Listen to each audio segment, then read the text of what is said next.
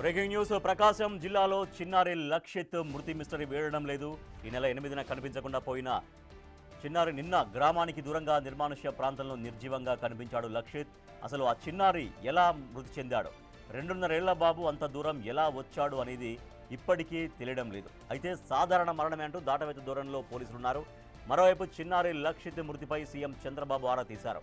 అన్ని కోణాల్లో దర్యాప్తు చేయాలంటూ పోలీసులకు ఆదేశాలు జారీ చేశారు.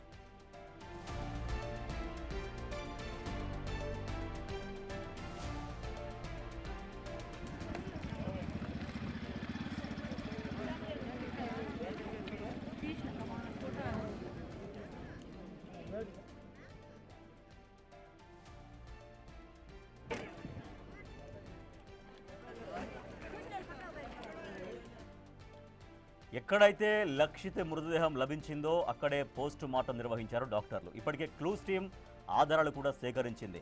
పోలీసులు దర్యాప్తు కొనసాగిస్తున్నారు. కానీ ఇంకా కొన్ని ప్రశ్నలకు సమాధానం దొరకడం లేదు. తప్పిపోయిన రోజే ఆ బాలుడు మృతి చెందాడా? అంగన్వాడీ కేంద్రం నుంచి 3 కిలోమీటర్ల దూరం ఆ చిన్నారి ఎలా వెళ్ళాడు? చిన్నారి వెళుతుండగా ఏ ఒక్కరు కూడా చూడలేదా అనేది ఇప్పుడు తేలడం లేదు. సో ప్రకాశం జిల్లాలో చిన్నారి లక్షిత్ మృతి మిస్టరీ అయితే వేయడం లేదు. ఈ కేసులో పోలీసులు దర్యాప్తు కొనసాగిస్తున్నారు. అంత చిన్న బాబు దాదాపు 2 నుంచి 3 కిలోమీటర్లు ఒక్కడే నడుచుకుంటూ వెళ్ళాడా? సో వెళుతున్నప్పుడు మార్గ మధ్యలో ఒక చిన్న బాబు నడుచుకుంటూ వెళ్తుంటే సహజంగానే ఎవరో చూస్తుంటారు. ఎవరో అంటే ఏదో దారి తప్పి వచ్చాడేమోనని ఆరా తీస్తారు, దగ్గరికి తీసుకుంటారు. ఇవన్నీ జరుగుతాయి జనరల్గా అయితే. కానీ 2 నుంచి 3 కిలోమీటర్ల దూరం అంగన్వాడీ కేంద్రం నుంచి ఆయన చనిపోయిన ప్రాంతానికి ఉంది. అంత దూరం నడిచి వెళ్తున్నప్పుడు ఎవరు చూడలేదా, ఎవరు ఆపలేదా, అదే అర్థం కానటువంటి కొన్ని ప్రశ్నలు వస్తున్నాయి. నిన్న గ్రామానికి దూరంగా నిర్మానుష్య ప్రాంతంలో నిర్జీవంగా కనిపించాడు లక్షిత్. ఇప్పుడు ఎలా ఆ బాబు మరణించాడు అనేది ఒక మిస్టరీగా మారింది.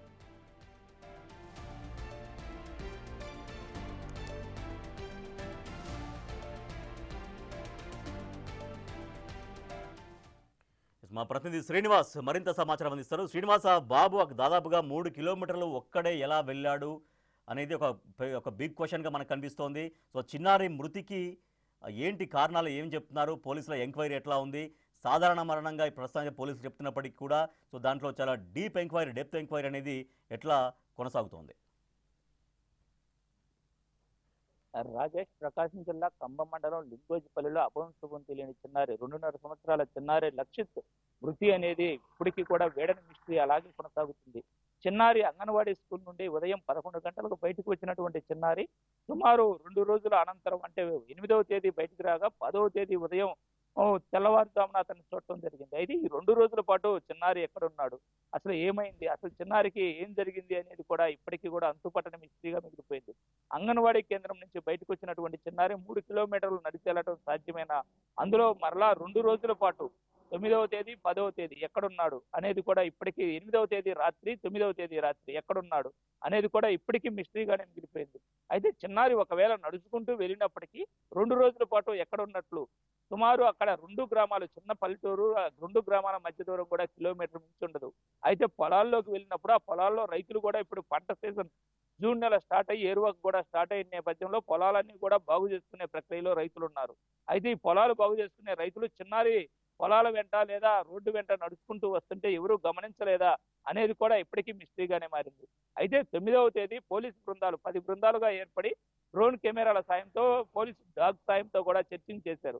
అయితే డాగ్ అనేది ఆ ఊరు అంగన్వాడీ పాఠశాల నుంచి ఇంటికి వెళ్ళటం, అదేవిధంగా అంగన్వాడీ పాఠశాలకు రావటం, అక్కడ నుంచి నేరుగా లక్షిత్ తప్పులు నల్లవాగు అనేటువంటి ప్రాంతంలో ఉంటే అక్కడికి వెళ్ళి చెప్పులను కూడా గుర్తించింది.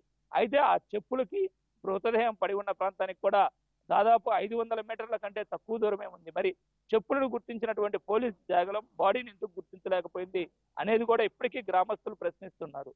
జాగలము నేరుగా చెప్పుల వద్దకు వెళ్ళినప్పుడు చెప్పులను గుర్తించినది, అక్కడికి సుమారు 500 మీటర్ల లోపు దూరంలో ఉన్న డెడ్ బాడీని గుర్తించలేకపోవడానికి ప్రధాన కారణం ఏంటి అని కూడా వారు ప్రశ్నిస్తున్నారు. అయితే పొలాల్లో పంట వేసుకునేటువంటి రైతులు ముందు రోజు అంటే 9వ తేదీ ఏదైతే ఉందో 9వ తేదీ ఆ ప్రాంతం మొత్తం కూడా పోలీస్ జాగరంతో పాటు డ్రోన్ల సాయంతో కూడా వీళ్ళు మొత్తం సెర్చింగ్ చేయడం జరిగింది.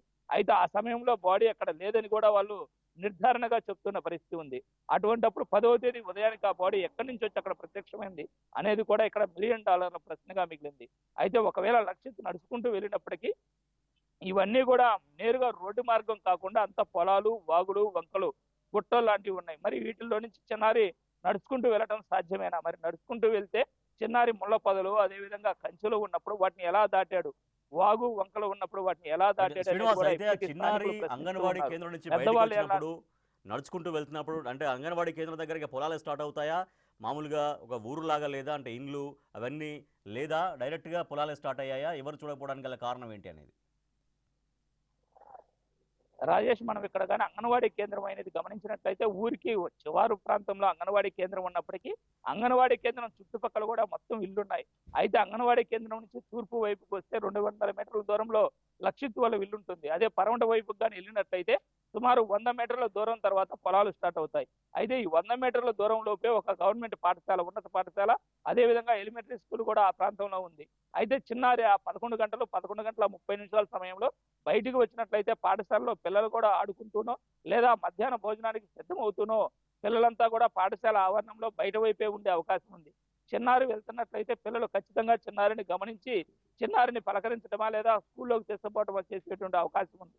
అయితే ఆ సమయంలో అటుగా వెళ్ళినట్లు కూడా సమాచారం ఏదీ లేదు.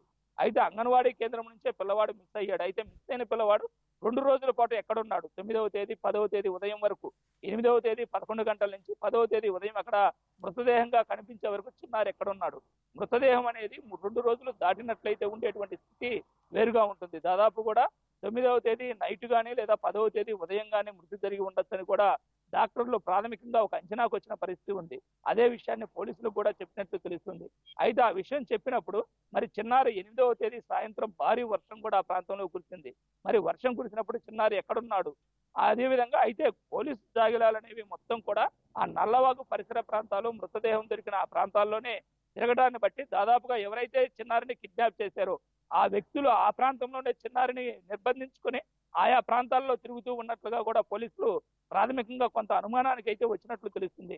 అయితే ఇదే రైట్. విషయమై ముఖ్యమంత్రి చంద్రబాబు ఎస్పీతో మాట్లాడినట్లుగా కూడా తెలుస్తుంది. దీని విషయంలో కూలంకషంగా ఏదైతే ఉందో మొత్తం కూడా అన్ని యాంగిల్లో కూడా దీన్ని ఎంక్వైరీ చేసి పూర్తి నిజానిజాలు తేల్చాలని కూడా ఎస్పీకి ఆదేశించిన నేపథ్యంలో ఎస్పీ ఆధ్వర్యంలో డిఎస్పీ నాగరాజు మరియు పోలీస్ సిబ్బంది కూడా దీనిపైన తదుపరి కార్యాచరణకు పూనుకున్నారు. Rajesh. Right, thank you Srinivas. Prakasam జిల్లాలో 2.5 ఏళ్ల పిల్లవాడు లక్షిత్ అనే పిల్లవాడు అనుమానాస్పద స్థితిలో మరణించాడు. పసివాడి ప్రాణం ఎట్లా పోయింది? దాదాపుగా 3 కిలోమీటర్ల అంగన్వాడీ కేంద్రానికి 3 కిలోమీటర్ల దూరంలో ఉన్న ప్రాంతంలో ఎట్లా నిర్జీవంగా కనిపించాడు? దానిపైన పోలీసులు పూర్తిగా ఎంక్వైరీ అయితే కొనసాగిస్తూ ఉన్నారు.